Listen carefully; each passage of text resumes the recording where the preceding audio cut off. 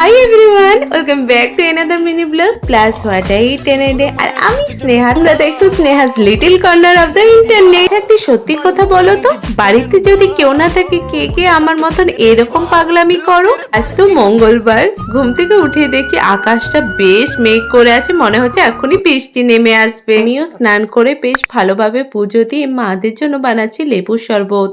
আর এখন তো জ্যৈষ্ঠী মাস, মারা তো জ্যৈষ্ঠী মাসের মঙ্গলবার পালন করে, সেই জন্য মা জেঠিমার জন্য বানালাম লেবুর শরবত। সকালেই তো দেখলাম প্রচুর মেঘ করেছে, আর এখন আকাশটা দেখে মনে হচ্ছে এত গুমোট আর প্রচন্ড রোদ দিয়েছে। আর মারা তো এখন গেছে মন্দির, আর আমি তো বাড়িতে পুরো একা, সেই জন্য এসব করছি, কারণ কেউ আমার সঙ্গে কথা বলার লোক নেই। আমি তো কথা বলতে একটু বেশি ভালোবাসি। এই করতে করতে মারা তো চলে এসেছে, আর মাদের কাছ থেকে আমি নিয়ে নিলাম পূজার প্রসাদ। এদিকে তো জেঠিমা আমাকেও টিপ পরিয়ে দিচ্ছে।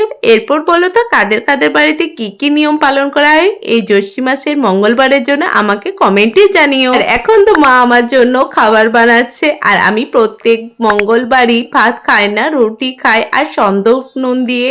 দুপুরের খাবার ছিল পরোটা, সয়াবিনের তরকারি, শসা, লঙ্কা। এটা শুধু আমার জন্যই মা বানিয়েছিল। জানো তো, ছোটবেলাতে আমরা অপেক্ষা করে থাকতাম জ্যৈষ্ঠী মাসে মঙ্গলবার কখন আসবে, কারণ এই সময় মারা অনেক ফল মিষ্টি আর দিয়ে খায়।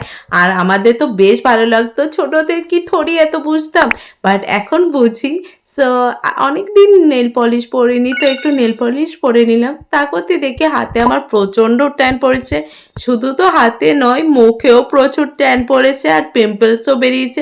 আই থিঙ্ক এগুলো সব গরমের জন্য। বিকেলে খেলাম একটি কলা। রাতে ডিনারে ছিল বুট আলুর তরকারি, ছানা, রুটি। আজ তো আমার খিদেই ছিল না, তাও মা জোরাজোরি করায় তো আমি একটি রুটি খেলাম, আর ফ্রিজে ছিল ice cream. That's it for today, bye bye.